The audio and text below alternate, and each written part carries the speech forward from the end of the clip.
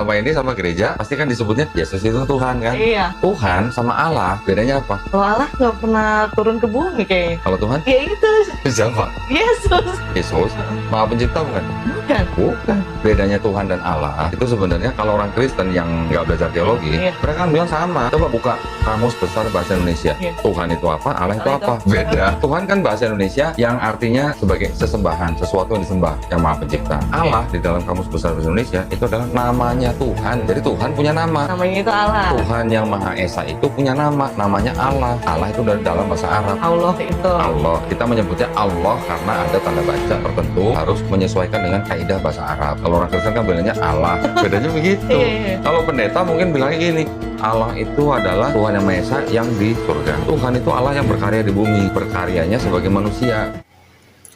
Ya, pahamkah teman-teman semua sudah melihat apa yang dijelaskan oleh Donditan dengan seorang mualaf baru? Memang Donditan seringkali memang menarik perhatian untuk para mualaf-mualaf baru, bagaimana ia bisa menggoda mereka dengan konsep ketuhanannya di dalam agama Islam. Apakah sesuai dengan standar iman Kristen atau tidak?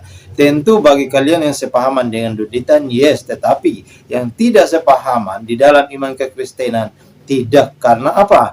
Iman kekristenan mengakui Yesus sebagai Tuhan itu merujuk kepada satu pribadi, yaitu Khalid langit dan bumi, yaitu pencipta alam semesta ini. Nah, pertanyaannya, apakah Allah dan Tuhan itu sama?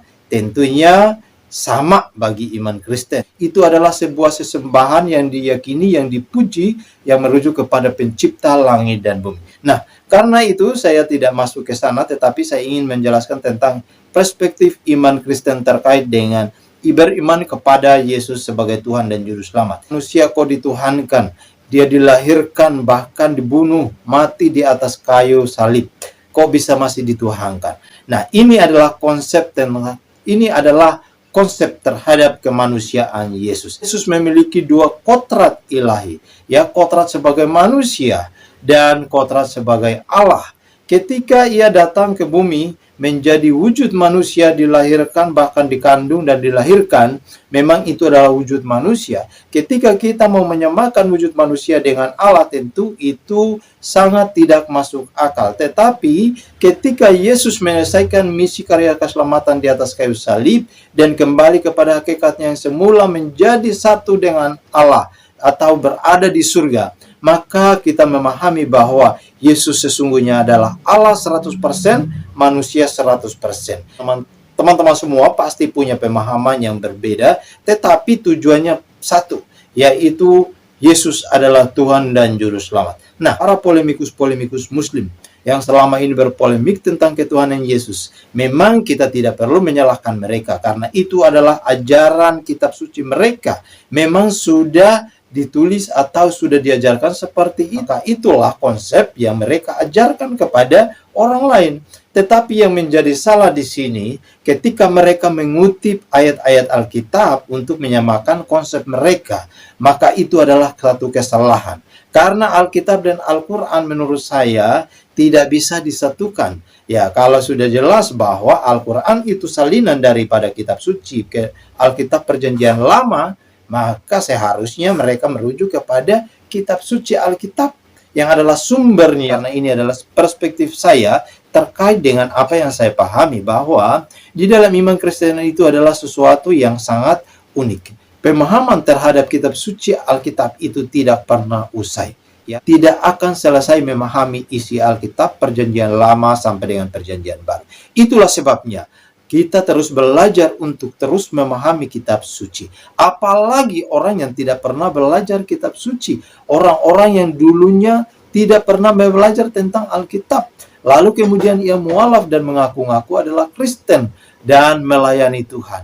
Lalu kemudian menjelaskan tentang konsep ketuhanan. Maka ini adalah salah satu kesesatan terbesar yang saat ini terjadi podcast-podcast mereka. Nah, seperti apa para polemikus-polemikus itu? Seperti Donditan, ya, Ustadz Juma, ya, seperti Nandar, seperti Kainama, dan banyak sekali teman-teman. Bahkan mereka seringkali membawa kitab suci Alkitab masuk ke dalam masjid. Lalu kemudian di sana mereka membuat perbandingan seolah-olah kitab suci Alkitab tidak punya kuasa. Apakah ini fitnahan atau hinaan atau tidak? Tentu teman-teman bisa melihat sendiri. Nah, tetapi mari kita melihat bahwa iman kekristenan sudah final. Iman kekristenan sudah harga mati, bahwa Yesus Kristus adalah Tuhan dan Juru Selamat bagi orang yang mau percaya dan beriman kepadanya. Pertanyaannya, apakah saudara-saudara kita umat muslim percaya kepada Yesus? Mereka percaya, teman-teman. Kalau tanya mereka, mereka adalah pengikut Yesus yang sejati. Tetapi coba tanya mereka, kalau menjadi pengikut Yesus yang sejati, apakah kamu sudah menjalankan perintah Tuhan? Apakah sudah menjalankan sudah menjalankan perintah Tuhan di dalam Matius pasal 28 ayat 19 sampai 20? Tentu mereka tidak mau, teman-teman. Nah, apakah itu pengikut Yesus sejati? Nah, itulah klaim-klaim yang selama ini kita dengar, bahwa inilah sesungguhnya pengajaran sesat sedang muncul di dunia maya. Ya, seringkali membodohi banyak umat untuk bisa mengikuti ajaran mereka. Di dalam kitab suci Alkitab sudah menubuatkan itu, bahwa ini adalah ajaran-ajaran dongeng belaka yang sesungguhnya menyesatkan banyak orang. Terima kasih teman-teman semua. Jika teman-teman ingin koreksi atau menambahkan, silakan. Saya tunggu di komentar. Kiranya Tuhan memberkati kita.